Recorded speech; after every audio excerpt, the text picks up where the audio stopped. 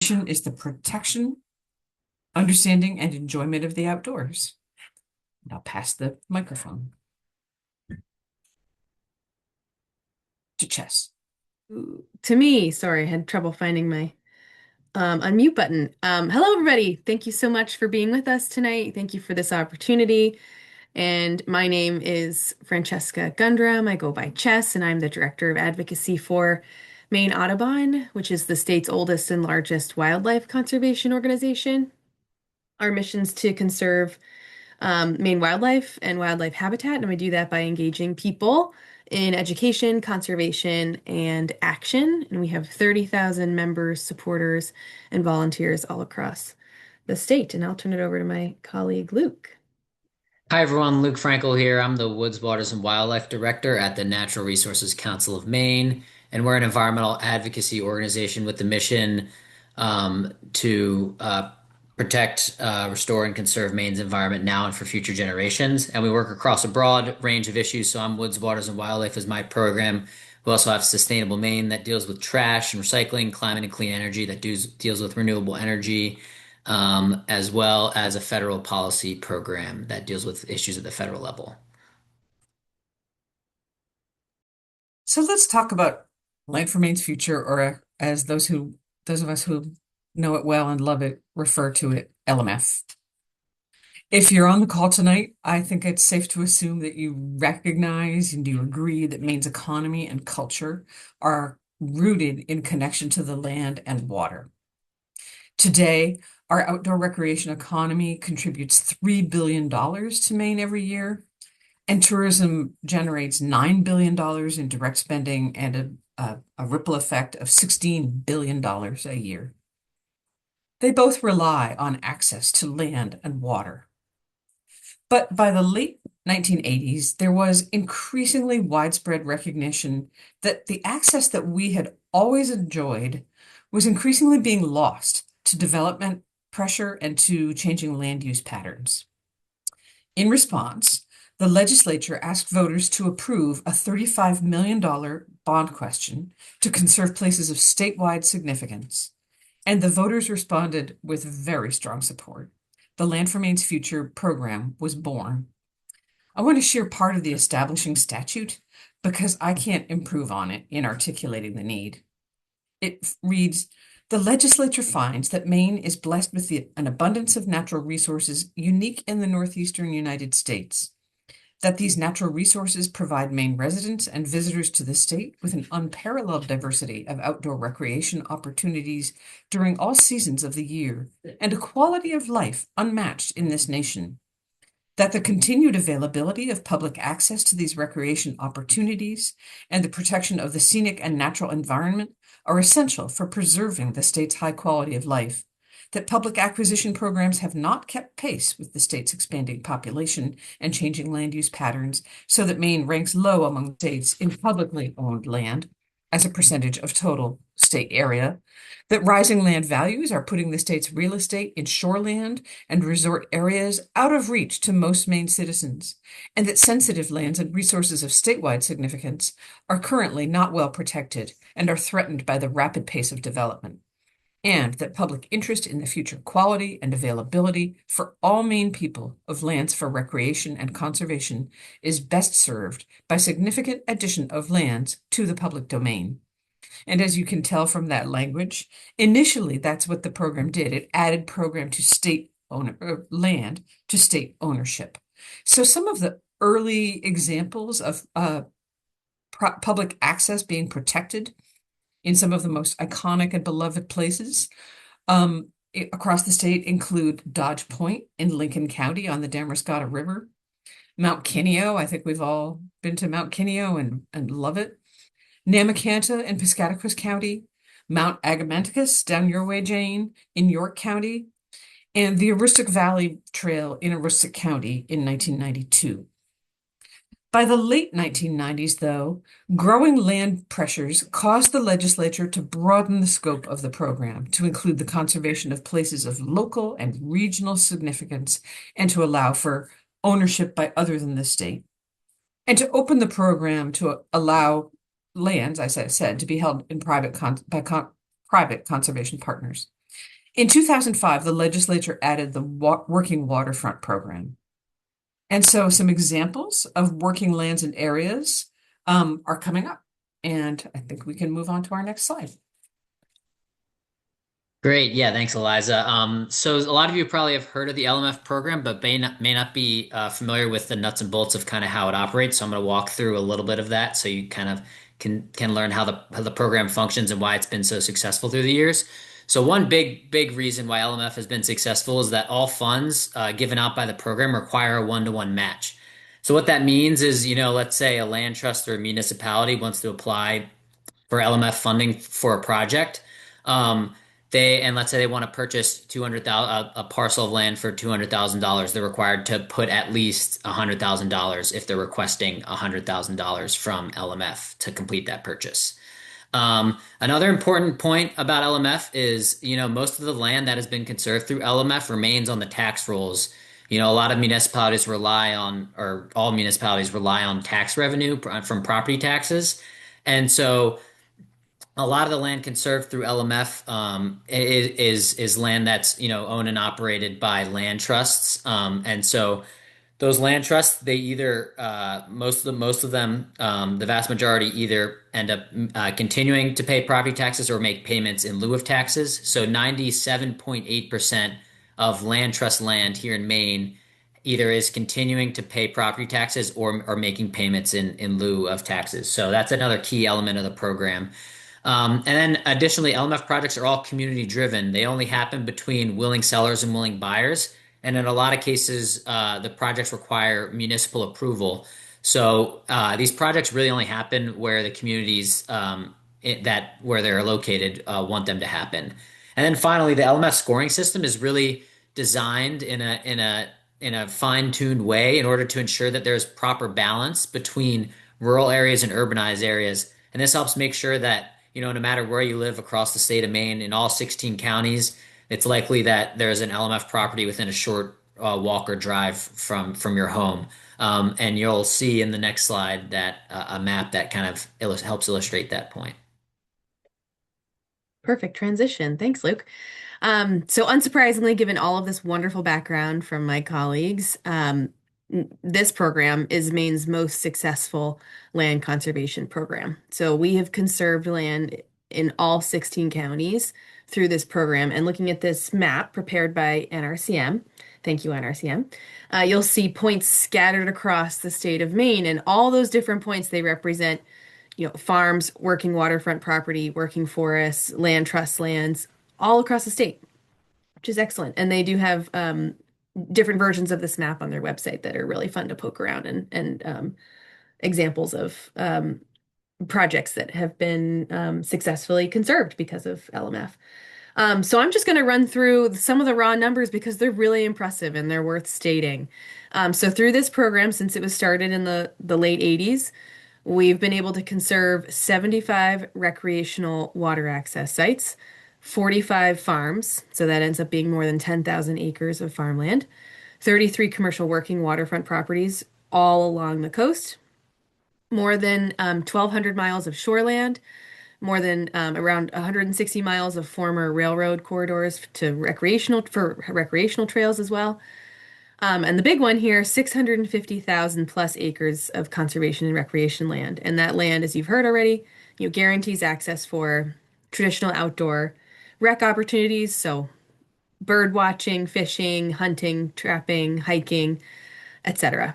And then more than 333,000 acres of working forest land.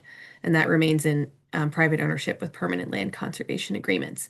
So all different kinds of land types conserved all across the state. And what we're going to do now is transition to give you a couple examples. So we've already nailed down a few, but we're going to just dig into half a dozen or so that really show again the broad reach and impact of this program. And I'll give it over to Eliza for our first one. So another of the early acquisitions in 1990 was the acquisition of the Cutler Coast. The Public Reserve is more than 12,000 acres of blueberry barrens, woodlands, peatlands, and these dramatic rocky headlands that you see here that are interspersed with pocket coves and cobble beaches. And there are a handful of campsites, and now by this time in 2026, those are very competitive. So if you'd like to camp there, you'd best get to Cutler darn early in the morning and be ready to hike a good hard hike, because it's a remarkable, beautiful place, and you'll find 10 miles of trails with ATV enthusiasts able to explore nearly 20 miles through the interior. And I can just say from my own experience that this is an economic driver for Washington County. It's not a place that's handy for most of us, and so if you're going to go, you're likely to stay a few days and spend some money. Excellent. Another success story, the expansion of the Aristic State Park. So that's Maine's first state park, created in 1939. It's just a few miles south of Presque Isle, and it draws residents from year-round from the area to enjoy camping and hiking, and there's beach picnicking and snowshoeing and snowmobiling, cross-country skiing, all kinds of stuff. And with a grant from this program, the state was able to expand the park by purchasing at a really solid price a nearly 100-acre parcel, which was actually owned by federal DOT in 2010. And so by expanding the park with this nearly 100-acre parcel, it helps expand the recreational capacity of the land, which is really important. Because this is a place in particular where there is very little public land too. So this was a really wonderful outcome. And next up, Luke. All right, great. And now here's a good example of a water access site. So this is Hunter Cove, which is along Rangeley Lake. And what this site does is it provides public access to a very popular fishing spot in the area. A lot of you are probably also familiar with the Northern Forest Canoe Trail. This site is actually along that trail, and it's a really popular point for people to stop off along their route there. And so what this site is the state agencies, they established a pedestrian portage trail that connects the parking area to the watercraft launch and the water access site. And in addition to, access for boating, it also supports other daytime uses, including swimming, picnicking, and other things. And just the bottom right corner, you can see kind of the dollar amounts that were involved in the project. So LMF contributed 100,000, but the matching contributions were well over that 1-to-1 and actually amounted to $205,000. Excellent. Another different kind of story, a farm, Randall Orchards Protection, their story. Um, This property is located in Standish, and it's been in active production for more than 100 years. It's family owned. It's got working farm and working forest property. Um, and in 2015, the landowner Richard Randall sold a conservation easement to protect the agricultural viability of this land for the future of farming.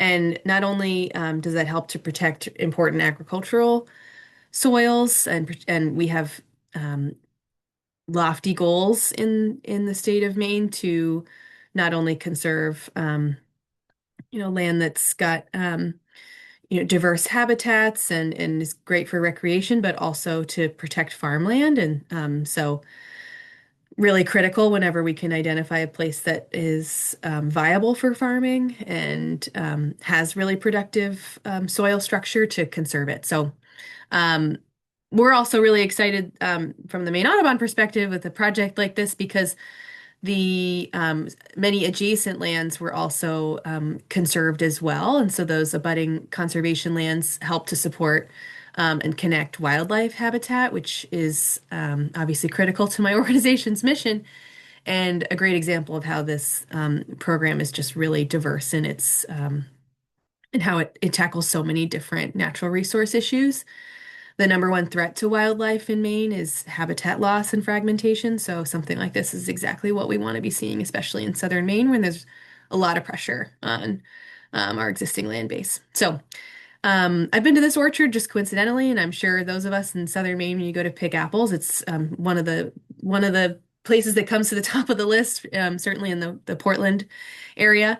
And they supply apples to folks right on site and then also to major grocers in the region. And then you can see those LMF funds required for or allocated for the project. And then the matching contributions, again, much more. It was a really healthy and robust application. Right. And next up, here's an example of one of the properties that was protected under LMS Working Waterfront Access Protection Program. And so this is Moosabec Mussels, which is located in Jonesport in Washington County. And this site is responsible for approximately 25% of Maine's mussel harvest, so a very significant driver of our marine economy. The site also processes numerous others numerous other seafood products that are harvested. You can see them listed on the slide there. And in 2012, LMF improved this site by purchasing an additional fishing vessel and also improving the infrastructure related to mussel processing to meet kind of new market expectations. And just to illustrate again how a lot of these sites are economic drivers for the local communities, this project directly employs 12 people and an additional 45 plus fishermen regularly land their catch at this property. And again, in the bottom right, you can see that the matching contributions to the LMF funds were about 3 times greater. So these programs are great to incentivize private investment into these very important areas. So we hope we've convinced you that conserving land is critical for recreational access, for the protection of our food system, and for our economy. Agriculture and seafood harvesting each account for about a $3 billion impact on the state annually. But conservation is also one of the most basic things that we can do to address two of the most pressing environmental issues of our time, which, as you know, are climate change and biodiversity loss. And that's because trees and plants absorb carbon, they hold it, and they eventually contribute it to soil.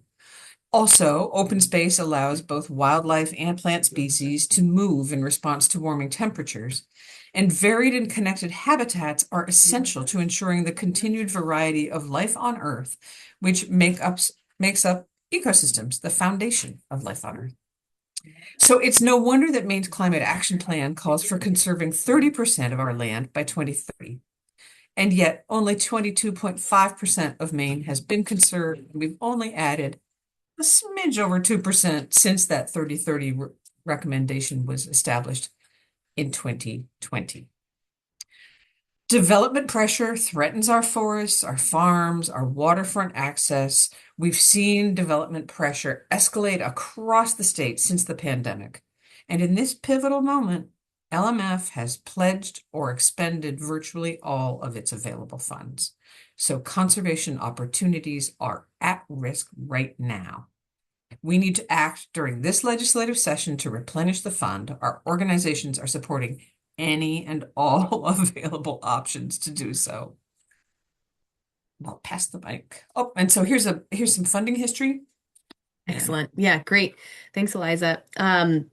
So we'll get into what are our options right now in this particular legislative session to help fund this program, but it's important to look at how it's been funded throughout history, which has informed some of our decision making of the present. So unfortunately, even though this is Maine's most successful land conservation program, and there are so many different stakeholders involved and supportive of this program, it's historically very bipartisan. We do not have a long-term secure funding source for this program. And so funding has been pieced together over time. And the majority, as you can see from this list, the majority of funding since it was established has come from bonds. And passing a bond is really hard to do. And it's getting harder over time. While they are usually supported and have been throughout history, we are seeing sort of the margins are getting a little bit tighter. So just sort of a little bit of how we think about what is the most politically viable option for us right now. But you'll see it was as established with that $35 million bond, and then there was sort of a brief moment where there was some money allocated from the state's budget for this program.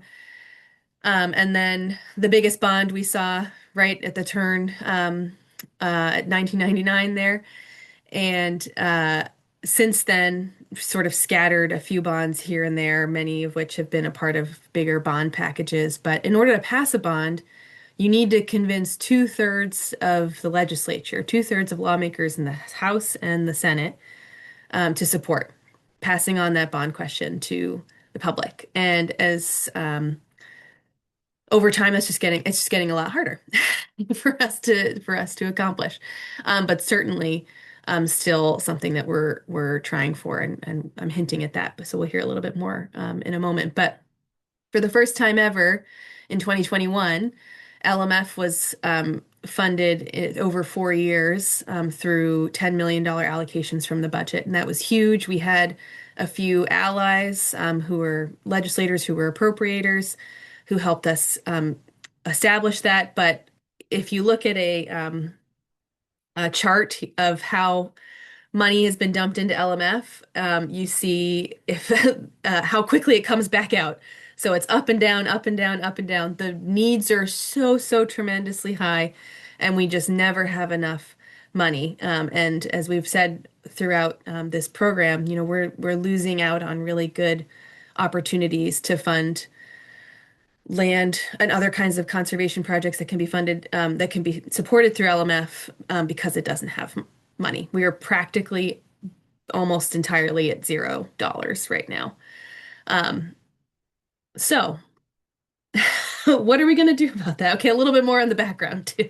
Yeah, so as Chess mentioned, although the program hasn't had a sustainable, long-term continued funding source, it has been funded several times, as Chess just mentioned, and across different administrations. And the only way that you're going to get funding like that, especially Chess mentioned how hard it is to pass a bond. So 6 different bonds have been passed for LMF, and the only way that you can accomplish that is if the program is bipartisan and widely very popular. We mentioned that it's an economic driver. And as a result, and has kind of these broad programs that touch on kind of Maine's heritage industries. And so over 100 conservation organizations, environmental, sporting, fishing, farming, forestry, and other organizations support LMF. And there's a broad LMF coalition that our organizations are a part of, as well as an umbrella of a ton of other organizations. And over 100 municipalities across the state have also supported the program through the years. And just to touch on some of the numbers again, of what the LMF helps bring to the table from an economic standpoint, Maine's agriculture sector is $11.7 billion, forest products is $8.5 billion, tourism $7 billion, and seafood harvest is about $3.3 billion. So these are pretty significant numbers, and LMF projects directly support all of those industries that I just mentioned. So I think I jumped ahead and said most of this, but as you've heard, the funding is virtually gone. There's a little bit of uh, something over $1 million available in the working waterfront, but it's not enough to meet the needs. Um, as we've mentioned, we've seen unprecedented development pressure since the pandemic. I'm a hiker. We're out across the state, and we see a lot of development taking place in places that it didn't used to exist, and a lot of gates going up that keep people from getting out on the land. And meanwhile, we've all experienced the devastating impacts of climate change, and I don't need to tell this group how frightening and impactful they are. So now is the time to invest in our working lands, in our recreational economy, in climate resilience, and in the beauty and open space that define our state. One of the first options for refunding, replenishing the Land for Maine's Future program is a bond question. There is one already filed. It is sponsored by Senator Russell Black, who is a Republican, a farmer from Franklin County.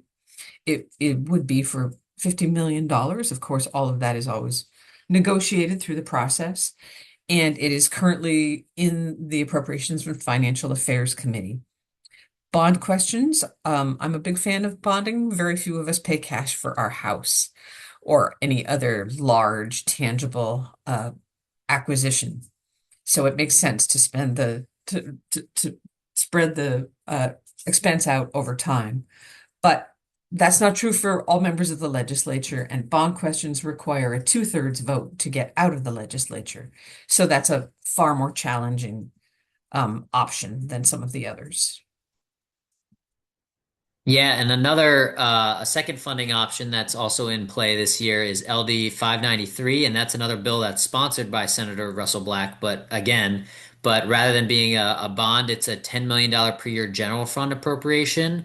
And so that's about the funding level that the program has received in the past and is about kind of the level of funding that's needed to continue it into the future. It's not, there's obviously a lot more need out there, but that's kind of like a baseline level of funding to keep it going as it's gone in years past. And this bill actually was something that was I had a public hearing last year during the first session, and it was unanimously approved by the ACF committee as well as the House and Senate. So received wide bipartisan support, and it's currently has been carried over to the current session on the special appropriations table. And so they'll deal with these at the very end of this current session in April. And that's when, you know, if other funding strategies don't come through, then this is an option as well.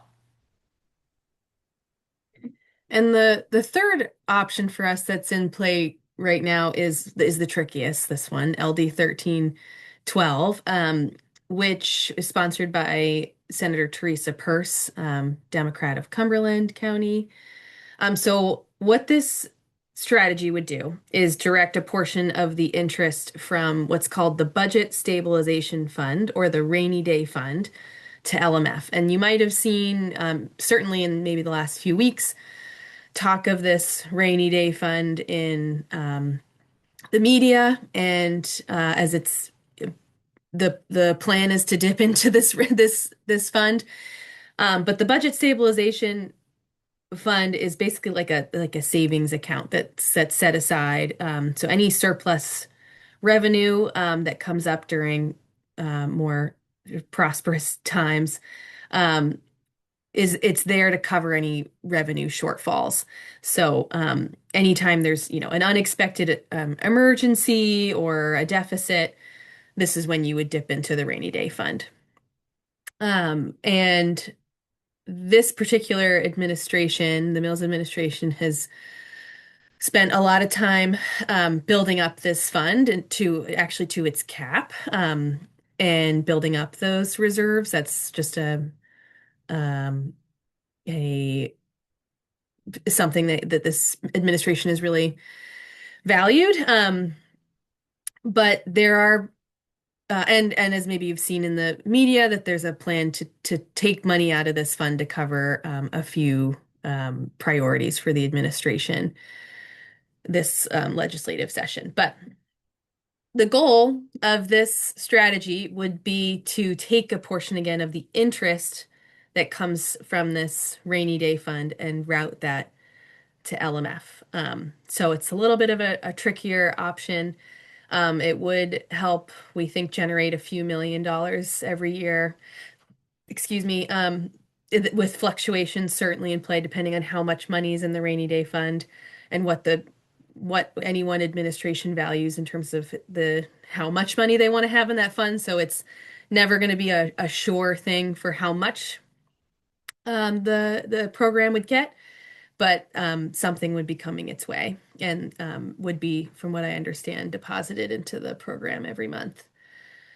So very creative, very different kind of idea. There's a lot at play with this one, but this how to deal with this strategy will really come up throughout the budget negotiations, which are happening right now.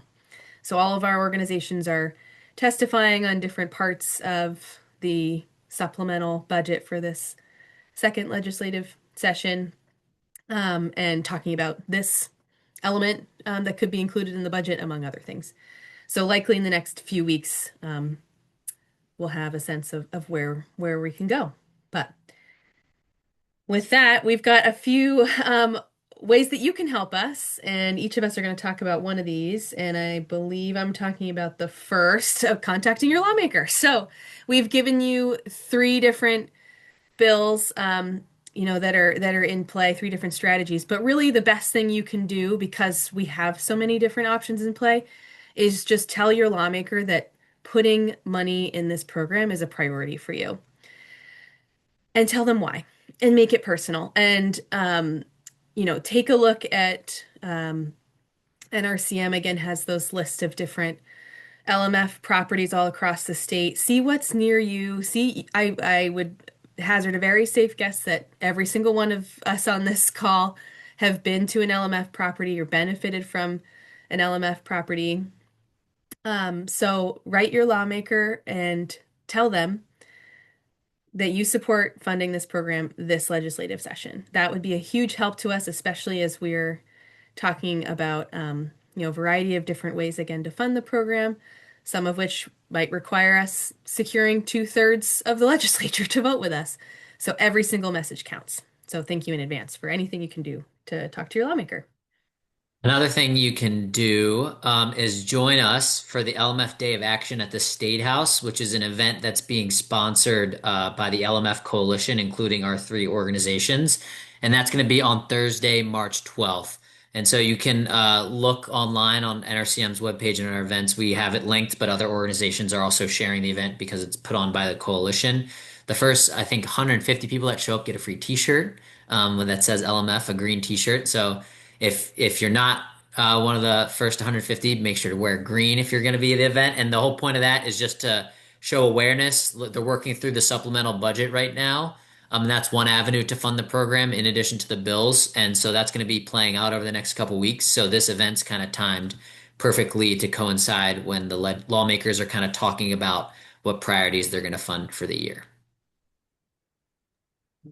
The third thing that you can do, and we should talk about timing as well, is you can submit a letter to the editor to your local newspaper. As Chess was saying regarding contacting your legislator, it's less important that you speak in the specifics around the LD or around the amount of money. And really, what is necessary right now is to say that you believe in Land for Maine's future program, speak from the heart about your connection to it, your local place that you love. I loved hearing Jane's experience, and then call for funding. And that's really all you need to do. You're of course aware of the dailies, but don't forget the weeklies, because believe me, even if you think that LTEs, letters to the editor, are an old-fashioned thing, politicians read them, and it's somebody's job to keep track of them. So that's something that you can do to be helpful. And our final idea is go to an LMF property. They are required under their funding to have a sign that says that they are funded in part by the Land for Maine's Future program. Find the sign, take a picture, take a selfie, share that with us. And if with your permission, we'd like to be able to share that out with politicians and with others to get them excited about this program, because it has been responsible for conserving some of the most remarkable places in our state. And there's more work to do. So I think, yeah, we're at the end of our presentation, and we are open to questions and hopefully answers.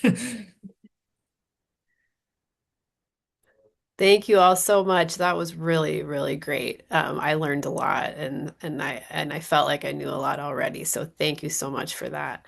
I will go ahead and moderate the questions. It looks like David has his hand up, so we can start with David.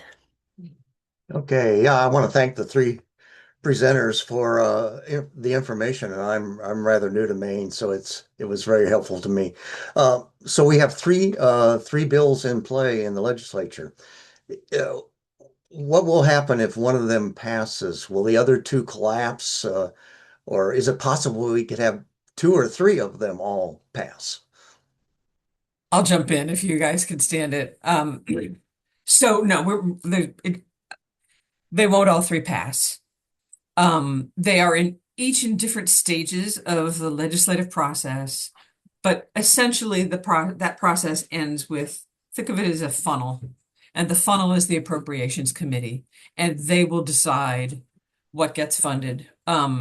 One option is, as you know, is the insertion of LD 1312 into the budget. And that is beginning to look right now as the most likely option. Things could change. And if that happens, other options will not go forward. So even if there has been a vote on a direct appropriation, it still has to get through that funnel. And we we won't have the terrible problem of multiple sources of funding happening at once.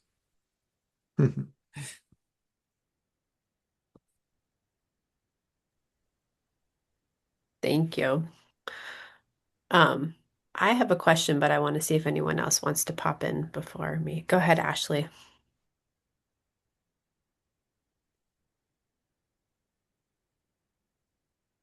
My question was just, what are like the deadlines for these, I guess? What day do we need to like be able to take all these actions by? That's a great question, Ashley. I'll jump in first. So it's this sort of funding funnel that Eliza was just talking about means that it's all really going to happen at the end of the legislative session. So really in the closing weeks. Many of the budget discussions are happening right now, so it is important to reach out to your lawmakers, for example, now, or work on an LTE now, because they'll see those things as they're working through the budget, which would be really helpful. But those final decisions will happen at the sort of waning end here of March. And in April 15th is technically the adjournment day for the legislature. So we're really kind of in crunch time right now to get to the end, which is why NRCM is the lead here, but we've planned that LMF Day of Action really at a good time. That's sort of like right in the middle of when we're talking about where money should be spent in the state. So now, over the next few weeks is probably the not a super helpful answer, but it is where we're at. Yeah, and just to add on to that, so we mentioned that the budget process, there's an opportunity and there's been testimony, or they're having public hearings actively for the supplemental budget. There's also going to be the budget's going to get a change package when they re-project the forecast out, which is actually going to be happening later this week. They're going to kind of arrive at the numbers of the updated and they're going to have to adjust the budget based on that forecast. But there will be an opportunity for a public hearing at that instance as well. And so we're kind of in this song of dance. If there's all these options out there, we're not sure which one, is going to be most popular among the lawmakers. But I know all of our organizations, we try to do a good job of getting information out there as things evolve. So I think following our organizations on social media, or subscribing to emails, we try to keep our members up to date on information like that, as kind of it's a moving target. Thank you all. Catherine, would you like to go next? Yeah, my question is whether any one or several of these organizations have a plan that sets forward goals for habitat corridors, like where are your target land acquisitions? I can jump in on that one. First, great question, Catherine. And there are factors within an LMF application where you do benefit if you can demonstrate that you are taking steps to better protect a certain kind of habitat or connect different lands together. So that just supports your application generally. But a lot of that really good work to conserve super biodiverse places that are extremely ecologically significant, are happening most in other spaces, and LMF can support that work certainly, but other natural, programs within other natural resource agencies really take the lead on that. So there's an, example, the beginning with habitat program, the Maine Natural Areas program.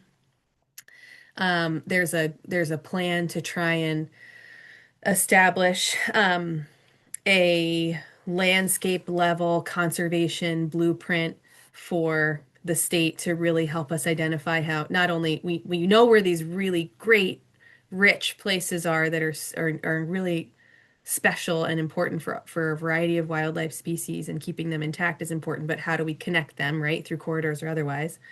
So there's a lot of talk right now on how we do that at the landscape level, and I could see LMF being a really important component of that work. So it's just sort of a piece of that puzzle, but great question. Thank you. David, do you want to go again?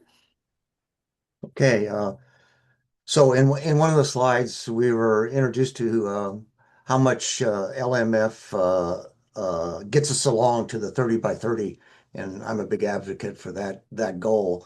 So LMF support doesn't do it all. So what other mechanisms in this state are going to get us to 30 by 30 if, for instance, LMF fails entirely? That's a big question, I think. That is a big question. I don't think I don't think failure is an option. So should we fall short of funding this session, you can bet that Chess and Luke and I and others, Jane and her colleagues, will all be right back at the State House fighting for this next year. But I coordinate action in Maine around the Land and Water Conservation Fund, which is a federal program, which is funded, for good or ill, by the fees paid by companies who conduct offshore drilling on the East Coast. So those federal funds are in hand, and we all need to make sure that they stay in that program. There are smaller ways of acquiring state-held property, and there are nonprofits throughout the state, like mine, like the Nature Conservancy, like the Trust for Public Land, who continue to conserve land.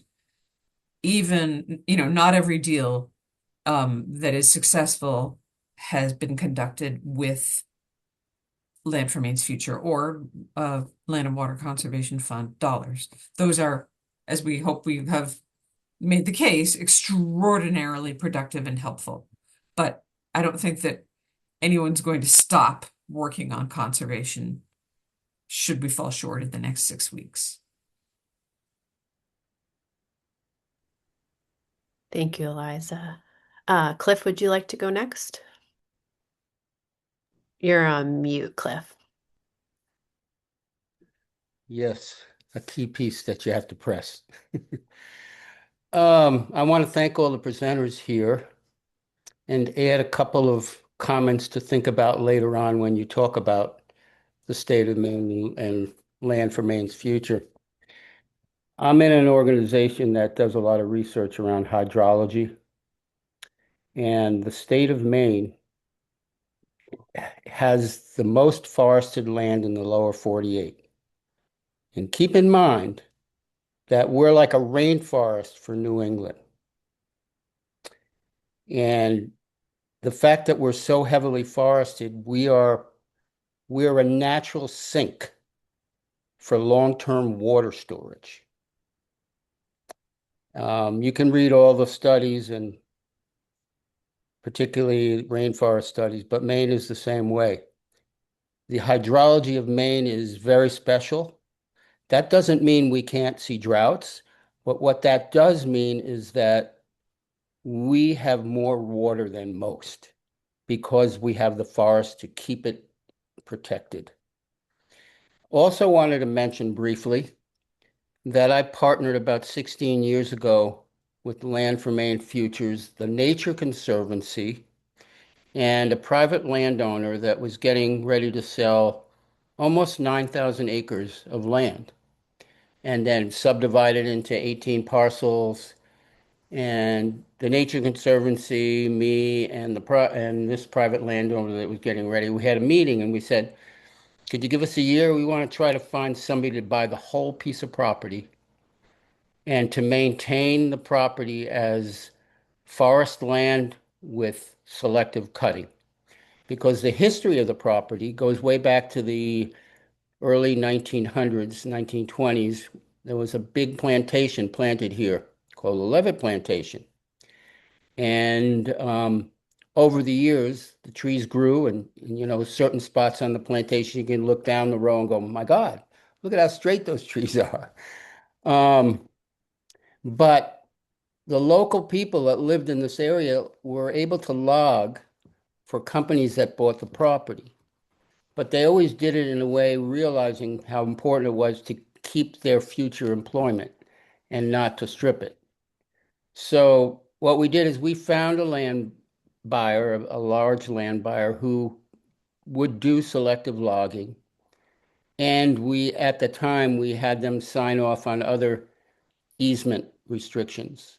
No resource extraction. The entire property is sandy loam, and it grows trees extremely fast. However, there is large, vast area, this whole property of gravel. So we made sure that gravel pits could not be put in and taken back, and that the state of Maine would hold a recreational easement. Now, my company, I still run a mountain biking adventure company, and over the years, we partnered with these people, like I said, um, and we designed with the loggers in mind, helping very specific hiking trails, 30 miles that are there. And we're talking a piece of property that's very hilly and very wetlandy. So try to imagine hills and wetlands. So yeah, I just want to give you a little background on what we did and how we raised $3 million to get that through the great effort of the Nature Conservancy nationally helped us. And the state of Maine kicked in money, and my company kicked in a little money, and some of the logging companies kicked in a little money. Thank you. Yeah, I'm glad you mentioned the drinking water, the water element of Maine, and it reminded me one of the key components of LMF when they're scoring is they have you can score higher if the land is involved in protecting the watershed of a public water supply. So that's one way that they incentivize projects to be located that protect water resources. Yeah, I think it's a good point to keep in mind that the hydrology of Maine is probably one of the best in the lower 48 because of our forest. Thank you. Thanks, Cliff, for that great story. Appreciate you sharing that.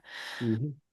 I was curious if anyone is tracking a list of people who want to apply for these funds. Like, is there a compelling way to report out, you know, how many projects could be happening if we were to continue to fund LMF?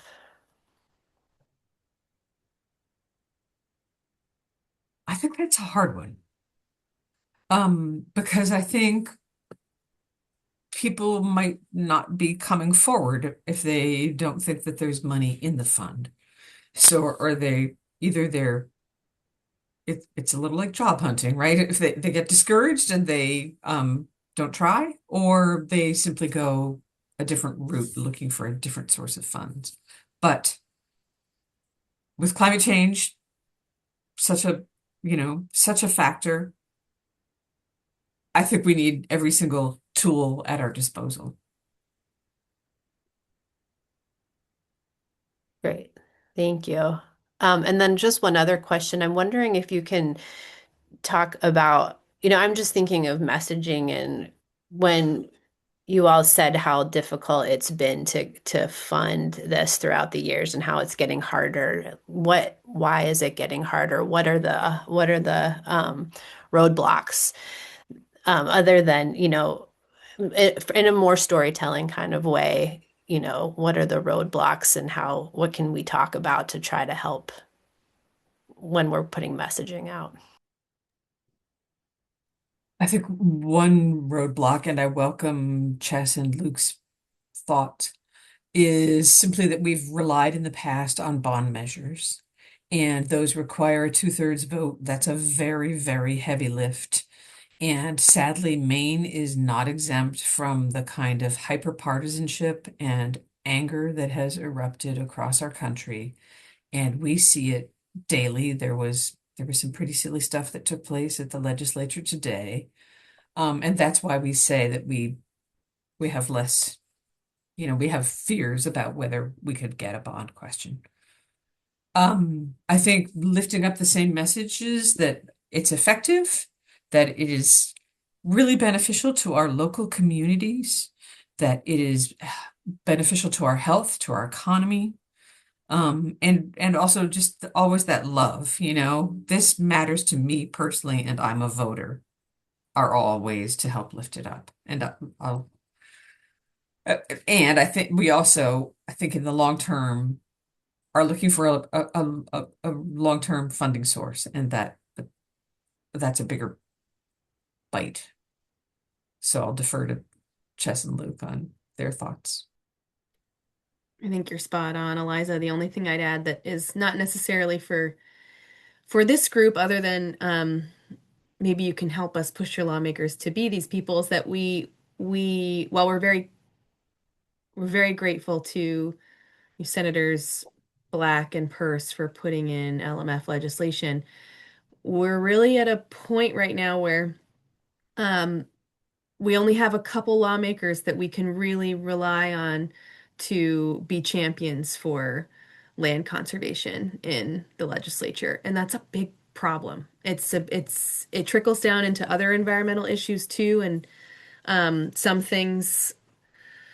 lawmakers care about, specific environmental issues, but land conservation it's been really hard. It's been hard the last few years. The only reason we got that money in the budget in 2021, I believe, that $10 million over 4 years was because we had um, someone who really believed in it, a lawmaker that had a lot of appropriating power and really believed in it and threw her power and might behind it. And we're not seeing that as much lately. A lot of lawmakers they just have really different priorities. And we're also dealing with a lot of problems right now in Maine. So there's a lot of competition to make your thing a priority. And I hate to say it because I hope we've really sold that this really is an urgent issue. But it it's a struggle in the competition. We're talking about healthcare issues and social issues and that are impacting all kinds of people all across the state. It's you're always in competition, but it's just been a little extra hard lately. So that's where obviously yes, we want to help, and I'm a C3 organization here.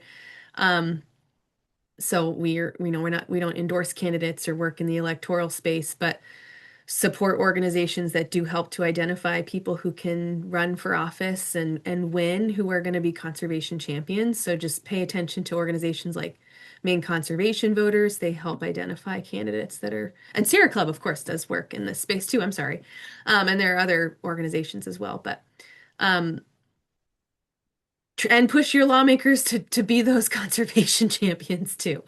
So that's just a little bit more maybe in the behind the scenes what we're working with, but it's a reality. That was huge. And yeah, so something that any of us can do as individuals and our organizations can do, even if we're 501c3, is we can simply say when people want to talk to us and are looking for our attention and to you as individual voters, is to make clear that this is something that's important to you, so that hopefully they'll be carrying that when they do get elected.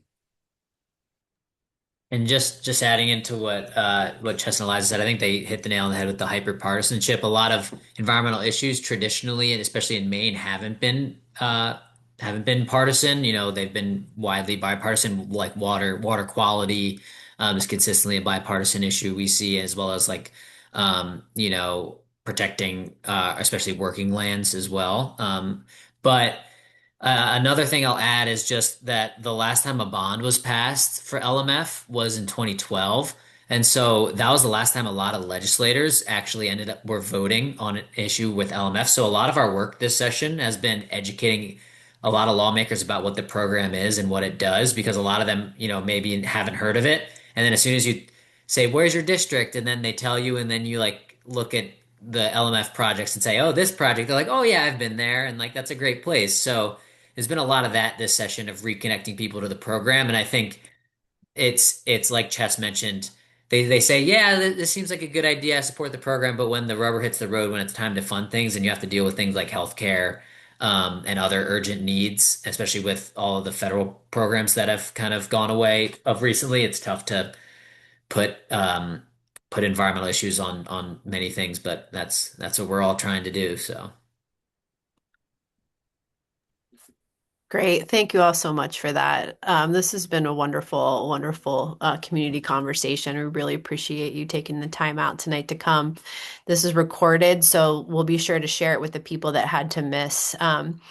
And we will do whatever we can to try to help. And I'm already thinking, you know, I love this idea of taking pictures of yourself next to an LMF sign and telling us where it is. And if anyone on this call wants to put that together, you can send it to us and we can get it to Luke and Eliza and Chess, and join us in Augusta, please. And otherwise, stay in touch, and we'll just keep track and see what happens. But thank you all again for a lovely night. Yeah, thank you. Thank you for Thank having you us. very much. Thank you.